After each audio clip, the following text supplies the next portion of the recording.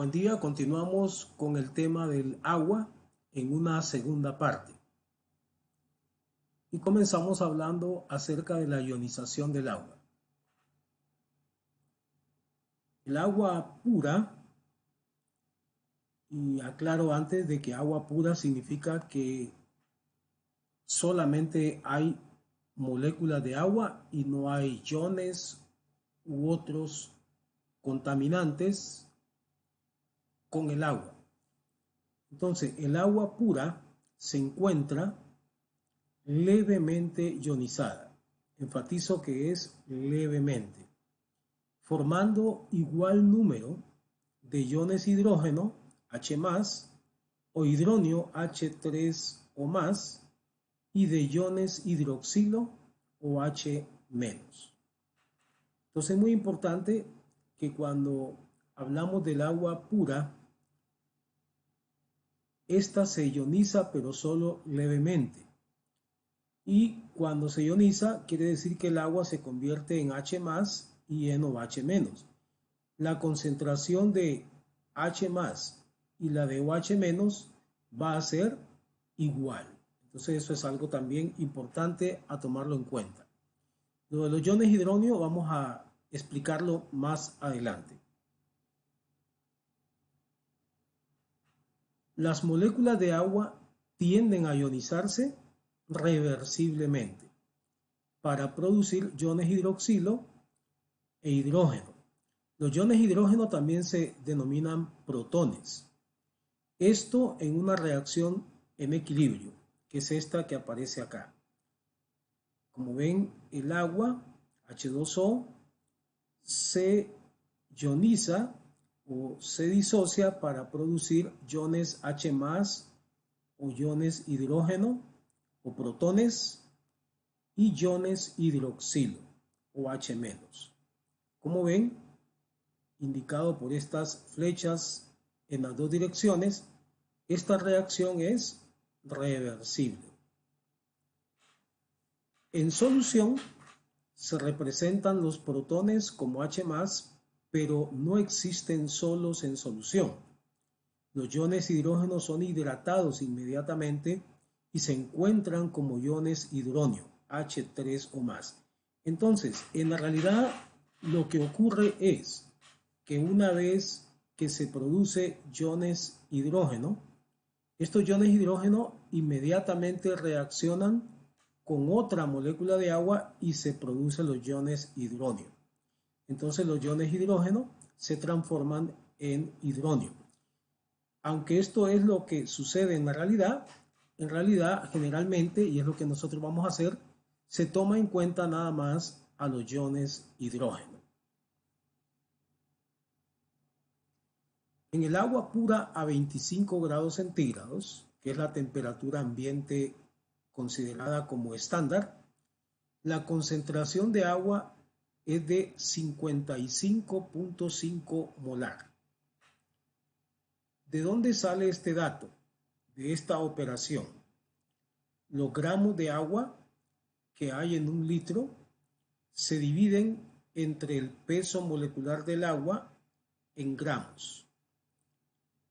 Ahora bien, cuando se pesa en una balanza un litro de agua, este pesa 1 kilogramo. Entonces, un litro es igual a 1 kilogramo. Y 1 kilogramo tiene 1000 gramos.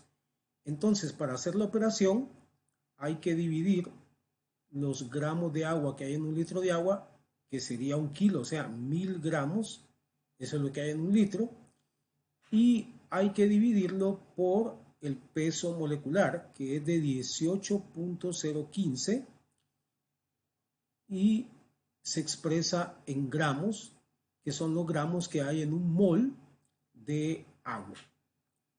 Entonces se hace la operación, esta división, y así nos sale el dato de 55.5 molar, que es, repito, la concentración del agua en el agua pura a 25 grados centígrados. Ahora, este valor, que ya conocemos y ya sabemos de dónde sale, es esencialmente constante. en relación con la baja concentración de iones hidrógeno y de iones hidroxilo, que ya habíamos dicho que son iguales. Y aquí está el dato de cuál es la concentración de cada uno de ellos. 1 por 10 a la menos 7 molar. Como este valor es esencialmente constante, por lo tanto puede ser sustituido en la ecuación de la constante de equilibrio de la reacción. Ya vamos a ver en qué consiste esa ecuación. Pero antes, entonces, les explico por qué, a pesar de que el agua se ioniza, la concentración de ella esencialmente permanece constante y no cambia. Esto es porque, como habíamos dicho anteriormente, y regreso a una diapositiva anterior, el agua pura se encuentra levemente ionizada. Cuando decimos que está ionizada es que se convierte en iones hidrógeno y en iones OH-, pero significa entonces que la concentración de agua no ionizada, H2O, no va a cambiar porque el cambio va a ser mínimo, porque la ionización es muy leve. Entonces, aunque algunas moléculas de agua se conviertan en H+ y OH-, eso no va a disminuir significativamente la concentración de agua, de manera que va a permanecer aproximadamente este mismo valor. Y podemos confiar entonces en que ese valor no cambia. Por lo tanto, si hay que colocar ese valor, el valor de la concentración de agua, agua pura 25 grados centígrados, en una ecuación, lo podemos hacer con confianza porque sabemos que ese valor no ha cambiado en la práctica. Entonces ahora vamos a ver en qué consiste esta ecuación en la que se puede colocar este valor que ya conocemos. La ecuación de la constante de equilibrio de la reacción. ¿De cuál reacción? La reacción que vimos anteriormente. Esta reacción en que el agua se convierte en H+ u OH-, o que el H+ reacciona con el OH- para formar agua, ya que es reversible. Entonces veamos ahora la ecuación. La ecuación es la siguiente. KEQ es igual a la concentración de H+ multiplicado por la concentración de OH- dividido por la concentración del agua. Entonces, como ven, para calcular la constante de equilibrio de la reacción, se multiplica la concentración de un producto, H+, por la concentración del otro producto, y se divide por la concentración del agua no ionizada o no disociada. Pero entonces ven que en esta ecuación aparece la concentración del agua, pero ya habíamos dicho cuál era y cómo se calculaba. Y habíamos dicho que era de 55.5 molar. Entonces nosotros hacemos la sustitución y colocamos, en vez de la concentración de agua, colocamos el valor de 55.5 molar, que corresponde a esa concentración. Una vez que ya hemos hecho eso, entonces como este valor está en el denominador, está dividiendo, si nosotros lo pasamos para el otro lado, entonces tenemos que pasarlo multiplicando, ¿verdad? Porque aquí está dividiendo de este lado de la ecuación. Si lo pasamos al otro lado de la ecuación, tiene que multiplicar. Entonces así lo hacemos. Entonces vemos que 55.5 molar ahora está multiplicando a la constante de equilibrio porque lo hemos pasado de este lado al otro lado de la ecuación. Eso es haciendo uso pues de las matemáticas. Y nos queda entonces que 55.5 molar por la constante de equilibrio va a ser igual a esto que quedaría al otro lado, que sería la concentración de iones hidrógeno, que multiplica a la concentración de iones hidroxilo. Y esta ecuación, o esta, es igual a KW. O mejor dicho, este producto es igual a KW y tenemos entonces esta ecuación. KW igual a la concentración de H+ por la concentración de OH- o a 55.5 molar multiplicado por la constante de equilibrio. Ahora, ¿qué es esto de KW? KW es el llamado producto iónico del agua a 25 grados centígrados, en este caso, porque es la temperatura que hemos considerado. Si se considera otra temperatura, eso ya no funciona. Ahora bien, aquí ya tenemos que el producto iónico del agua, KW, es igual a 55.5 molar multiplicado por la constante de equilibrio. Pero también podemos sustituir acá, donde dice constante de equilibrio, KEQ, por el valor, porque ese valor ya se conoce, ya ha sido calculado por algunos científicos. Y aquí lo tenemos. El valor para KEQ, determinado por la medición de la conductividad eléctrica del agua pura, es de 1.8 por 10 a la menos 16 molar a 25 grados centígrados. En otras palabras, lo que ha pasado es que hay algunos científicos que han medido la conductividad eléctrica del agua pura, es decir, la capacidad que tiene el agua pura para poder conducir la electricidad. Y utilizando algunas ecuaciones, basándose en esa medición, ellos pueden llegar a calcular cuál sería entonces o cuál es la constante de equilibrio de la reacción de ionización del agua. Y entonces han calculado que es este valor que ya hemos mencionado. Entonces, nosotros podemos colocar este valor acá, donde aparece la constante de equilibrio, y ya tendríamos números para hacer la operación para ver a cuánto sería igual KW. Entonces, veamos en la siguiente. Si se sustituye este valor por el de KEQ en la ecuación, el valor que nos referimos anteriormente, eso nos brinda entonces el valor del producto iónico del agua, siempre a 25 grados centígrados. Entonces aquí lo vemos, 55.5 molar por 1.8 por 10 a la menos 16 molar, nos resulta que es igual a, si hacemos la operación matemática, a 1.0 por 10 a la menos 14 molar al cuadrado. Fíjense bien que aquí se multiplica molar por molar, entonces tiene que ser molar al cuadrado. Ahora bien, ahora tenemos entonces que ya sabemos a cuánto es igual el valor de KW, 1.0 por 10 a la menos 14 molar al cuadrado. Pero también sabemos que esto es igual a la multiplicación de la concentración de iones de hidrógeno por la concentración de iones hidroxilo. Y recuerden que habíamos dicho que en el agua pura ambas concentraciones eran iguales.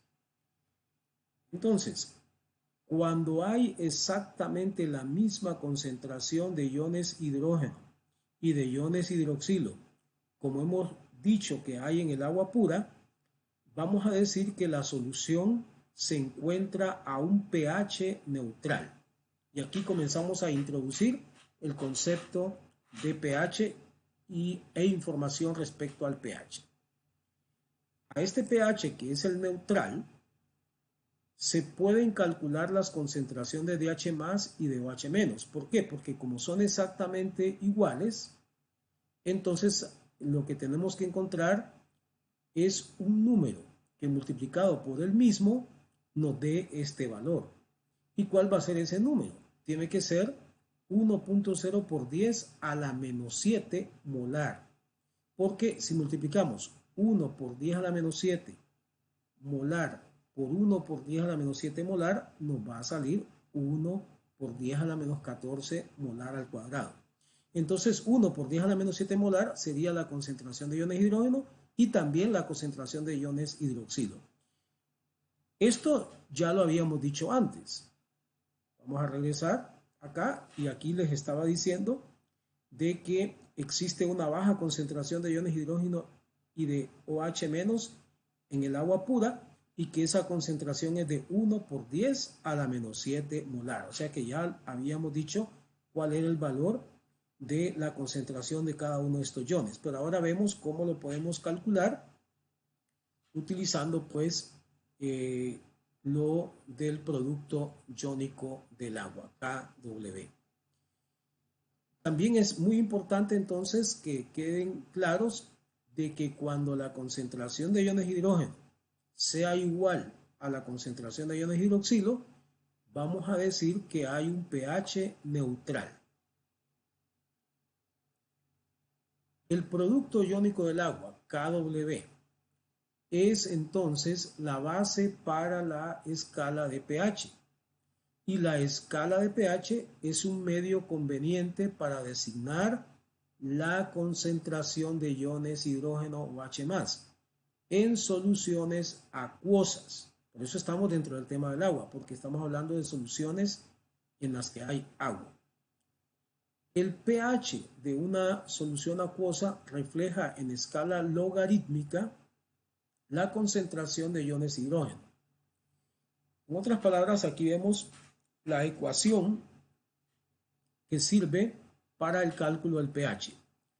pH, que por cierto se escribe P minúscula y H mayúscula, es igual al logaritmo de 1 dividido por la concentración de iones hidrógeno. Esto también se puede escribir así, que es igual al logaritmo negativo de la concentración de iones hidrógeno. Pero observemos en esta ecuación que aquí se utiliza logaritmo. Entonces se trata de una escala logarítmica. El pH corresponde a una escala logarítmica. Y luego observemos la relación que hay entre el pH y la concentración de iones de hidrógeno. Observen que la concentración de iones de hidrógeno está dividiendo, está en el denominador. Por lo tanto, utilizando las matemáticas, si esta concentración de iones de hidrógeno aumenta, es decir, si aumenta lo que está en el denominador, lo que está del otro lado de la ecuación, que es el pH, tiene que disminuir. Y viceversa. Entonces así ven que hay una relación entre el pH y la concentración de iones de hidrógeno, o al revés, entre la concentración de iones de hidrógeno y el pH. Si la concentración de iones de hidrógeno aumenta, el pH disminuye y viceversa.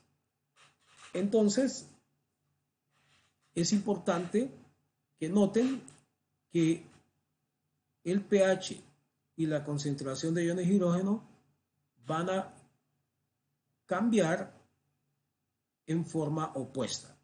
En otras palabras, si uno aumenta, el otro disminuye. Si uno disminuye, el otro aumenta. Siempre va a ser un cambio al revés. Y aquí observamos una imagen de la escala del pH. Es una escala logarítmica. Antes déjenme explicarles por qué se hace una escala logarítmica. Si nosotros utilizáramos los valores de la concentración de iones de hidrógeno en forma directa, en vez de utilizar los valores de pH, nos encontraríamos que estos valores varían mucho. Entonces la escala sería demasiado amplia por la variación que tienen los valores de la concentración de iones de hidrógeno. Entonces, para trabajar mucho más cómodamente, se convierte esto en una escala logarítmica mediante esta ecuación y se pasa a la escala del pH, que como pueden observar acá, es una escala que va de 0 a 14. Entonces ya es una escala más cómoda, ya no es que existe mucha variación de los valores, sino que los valores de pH van desde 0 hasta 14. Aunque aquí ven valores enteros, ¿verdad? 0, 1, 2, 3, 4, déjenme decirles que hay valores intermedios. Por ejemplo, entre 3 y 4, aquí podemos hablar de 3.5, de 3.8, de 3.99, de 3.15, etc. Entonces, les aclaro para que no vayan a creer que solamente estos valores enteros son los valores en que se puede expresar el pH. Bien, por otro lado, aquí observamos la descripción que aparece acá a la derecha. El valor de 7, vean acá, el valor de 7 que está en el mero centro de la escala, es el que corresponde a una solución neutra. Y ese valor se deriva del valor absoluto del producto iónico del agua a 25 grados centígrados, tal como lo habíamos visto anteriormente, porque ya habíamos dicho que era una solución con un pH neutro. Pero ahora lo que estamos viendo es que corresponde a un valor de 7. Entonces el pH neutral es el pH de 7. Pero también, recordando lo anterior, es el pH al cual la concentración de iones hidrógeno y la concentración de iones hidroxilo es igual, como lo habíamos dicho, basándonos en lo del producto iónico del agua a 25 grados centígrados.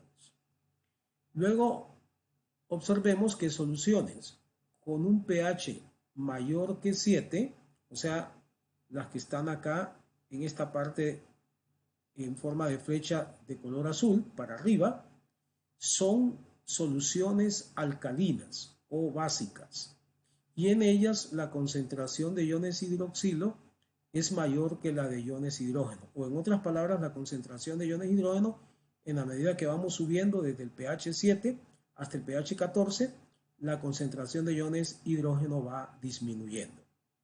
Y eso corresponde a un pH básico o alcalino. Por el contrario, las soluciones con un pH menor que 7, las que están en esta parte donde está la flecha de color rojo, abajo de 7, son ácidas. Pero en este caso va a ser al revés que cuando el pH era alcalino.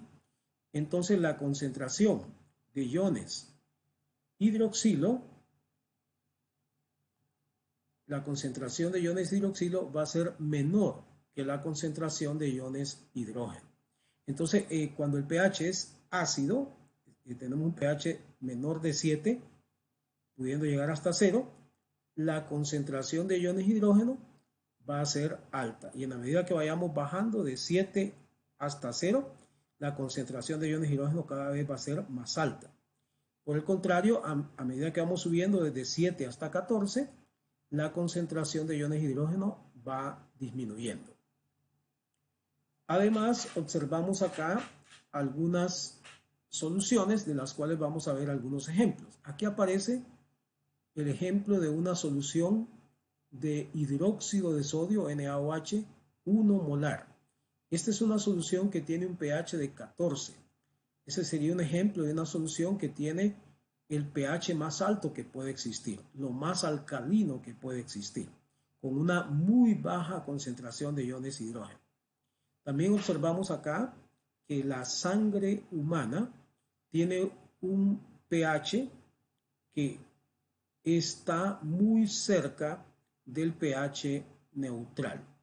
De hecho, muchos líquidos, muchos compartimientos dentro del organismo humano tienen un pH de 7 o si no muy cerca de 7, muy cerca del pH neutral. Luego observamos que el café negro tiene un pH de 5. Como está debajo de 7, eso significa un pH ácido y significa que tiene una elevada concentración de iones hidrógeno.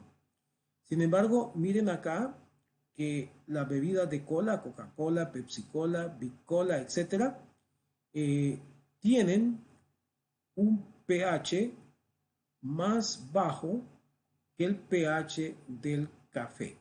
El café negro tiene un pH de 5, pero la Coca-Cola, Pepsi-Cola tiene un pH de 3. Quiere decir que la concentración de iones hidrógeno es mucho más elevada. También observamos que el jugo de limón es todavía más ácido, tiene un pH más bajo, más concentración de iones hidrógeno, un pH de 2. Y miren que el jugo del estómago es todavía más ácido, tiene un pH debajo de 2 y por arriba de 1, entre 1 y 2. Y aquí tenemos un ejemplo de una solución que es el ácido clorhídrico HCl 1 molar, a una concentración 1 molar, que tiene un pH de 0, el pH más bajo o más ácido que puede existir, con una concentración elevadísima entonces de iones hidrógeno. Aquí tenemos el concepto de lo que es un ácido y lo que es una base. Los ácidos se ionizan para liberar un ion hidrógeno y así disminuyen el pH de las soluciones. Por el contrario, las bases son compuestos aceptores de un ion hidrógeno y aumentan el pH de una solución. Entonces, en otras palabras, los ácidos son los que liberan iones hidrógeno y las bases son los compuestos que aceptan iones hidrógeno. Los ácidos y las bases pueden ser fuertes o pueden ser débiles. Los ácidos fuertes, como por ejemplo el ácido clorhídrico, y las bases fuertes se ionizan casi por completo en el agua. En cambio, los ácidos y bases débiles no se disocian en su totalidad. En realidad, los ácidos y bases débiles en la práctica no producen cambios de pH que sean significativos. La fuerza de un ácido, que sería la capacidad para liberar iones de hidrógeno, puede determinarse utilizando la siguiente expresión matemática, es decir, la siguiente ecuación. Ka es igual a la concentración de iones de hidrógeno multiplicado por la concentración de A-. A- representa el resto del ácido sin el ion hidrógeno. Dividido esto a la vez por la concentración de HA, que representa al ácido no disociado. Ka es igual a la constante de disociación del ácido. Esto es algo muy parecido a aquello que vimos de la constante de equilibrio en la reacción del agua, que el agua se disocia en H más y OH menos. Entonces multiplicábamos la concentración de H más y OH menos, que son los productos, y lo dividíamos por la concentración del agua no disociada, y eso nos daba la constante de equilibrio. Entonces esto viene siendo una constante de equilibrio, pero en este caso se le llama Ka o se representa como Ka y se le llama constante de disociación del ácido. Luego observemos que cuanto mayor es el valor de Ka, el ácido es más fuerte. ¿Por qué lo decimos? Porque si Ka está elevado, significa que la concentración de iones de hidrógeno que está multiplicando está aumentada. Y si está aumentada, quiere decir que la sustancia, en este caso estamos hablando de un ácido, libera bastantes iones de hidrógeno. Y si libera mucho ion de hidrógeno, entonces es más fuerte. Entonces enfatizamos que en cuanto mayor sea Ka, mayor va a ser la concentración de H+, y si hay más concentración es porque el ácido está liberando más y por lo tanto es más fuerte. Ahora bien, el problema es que estos valores de Ka varían mucho. Y si los utilizamos en forma directa, entonces eso sería incómodo. Entonces aquí se hace algo parecido a lo que se hizo con la escala de los valores de concentración de iones de hidrógeno, que se convirtió en una escala logarítmica y entonces así es que llegamos a la ecuación del pH. Entonces aquí se hace algo similar, como lo dice acá. Debido a que los valores de Ka varían dentro de un intervalo grande, se expresan usando una escala logarítmica. Y vemos entonces que surge de esta manera la siguiente ecuación. Es similar a la del pH. pKa igual al logaritmo negativo de Ka, que es igual a la vez al logaritmo de 1 dividido por Ka. Entonces, observamos que es una ecuación logarítmica y entonces la escala se nos va a reducir en relación a la escala de valores directos de Ka, que varían demasiado. Observamos también aquí la relación entre pKa y Ka. Como Ka está en el denominador, está dividiendo, entonces si Ka aumenta, pKa disminuye. Si Ka disminuye, entonces pKa aumenta. Entonces aquí varían de manera opuesta, ¿verdad? Si uno sube, el otro baja. Si uno baja, el otro sube.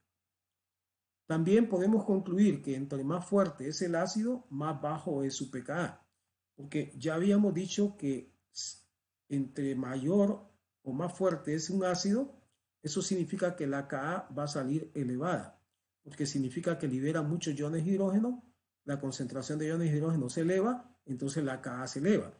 Pero si la Ka se eleva, como está acá en el denominador, al bajar la Ka, la pKa tiene que aumentar. Pero si la Ka aumenta, y en este caso aumenta cuando el ácido es fuerte, como vimos acá, cuando el ácido es fuerte, la Ka es mayor. Entonces, si la Ka aumenta, entonces el valor de pKa disminuye. Entonces, por eso dice que entre más fuerte es el ácido, más bajo es su pKa. Pero con las bases, que son totalmente lo opuesto a los ácidos, tiene que ser al revés. Es decir, que entre más fuerte es la base, más alto es su pKa. De manera que si nosotros conocemos el valor de pKa de un compuesto, nosotros podemos incluso saber si ese compuesto va a funcionar como ácido o va a funcionar como base. Cuando el pKa es bajo, va a funcionar como ácido.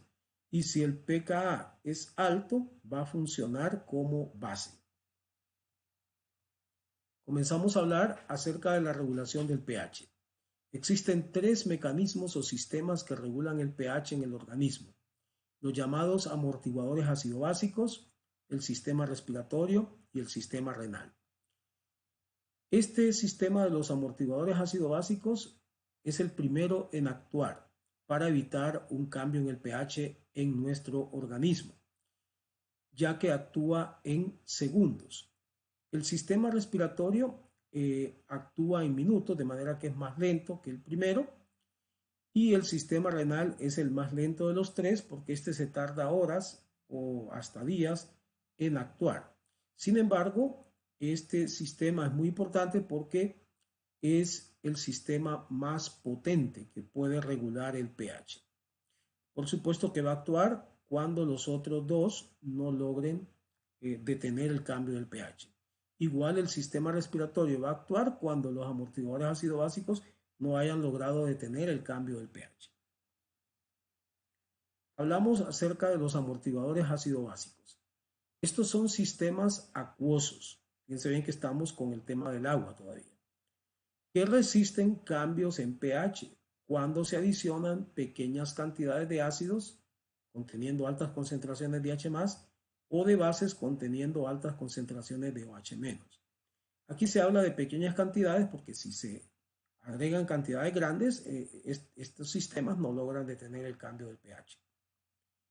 Una mezcla de un ácido o base débil con su sal resiste cambios de pH causados por la adición de iones de hidrógeno o de iones hidroxilo y funcionan como amortiguadores. Entonces los amortiguadores ácido-básicos constituyen una mezcla de un ácido o si no de una base, pero débil, con una sal. En las células y tejidos, los sistemas de amortiguación de fosfato y de bicarbonato mantienen los fluidos intra y extracelulares dentro de su pH óptimo o fisiológico, usualmente cercano a 7. Este es el pH en el cual las enzimas actúan de forma óptima, o sea, el pH de 7 o si no muy cercano a 7. Esto es muy importante entonces el mantenimiento de este pH para que se mantenga con poca variación o que varíe pero solo dentro de cierto rango muy estrecho, para que las enzimas no sean afectadas y así no se afecten las reacciones químicas del organismo y no se afecte el metabolismo. Cuando hay un cambio de pH, entonces sí, eso se va a ver afectado. Los fluidos intra y extracelulares de los organismos multicelulares tienen un pH característico y casi constante. Los sistemas amortiguadores fisiológicos son la primera línea de defensa ante los cambios de pH. Recuerden que después viene otra segunda línea que es el sistema respiratorio y por último viene la tercera línea que es el sistema renal. El citoplasma contiene altas concentraciones de proteínas con aminoácidos con grupos funcionales que actúan como ácidos o bases débiles. De manera entonces que las proteínas también son amortiguadores ácido-básicos.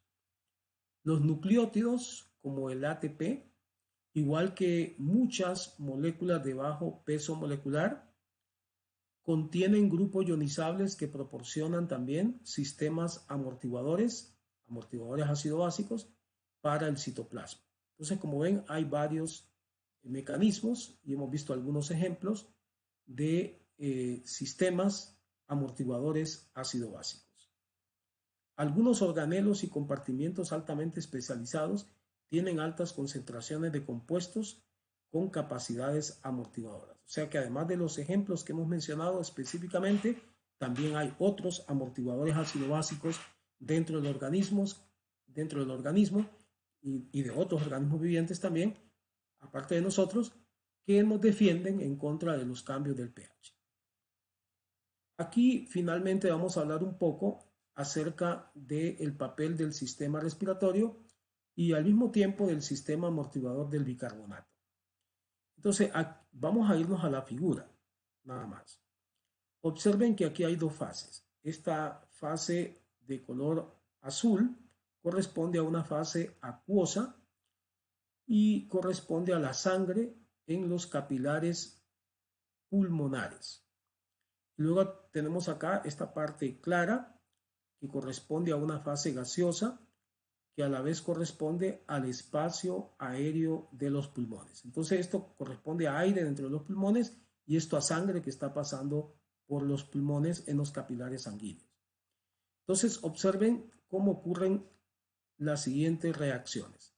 Vemos que acá en la fase acuosa, o sea en la sangre, los iones hidrógeno, recuerden que estos son los que están relacionados con el pH, reaccionan con iones HCO3-, que se conocen como iones bicarbonato. Y se produce, como resultado de esta reacción, H2CO3, que se conoce como ácido carbónico.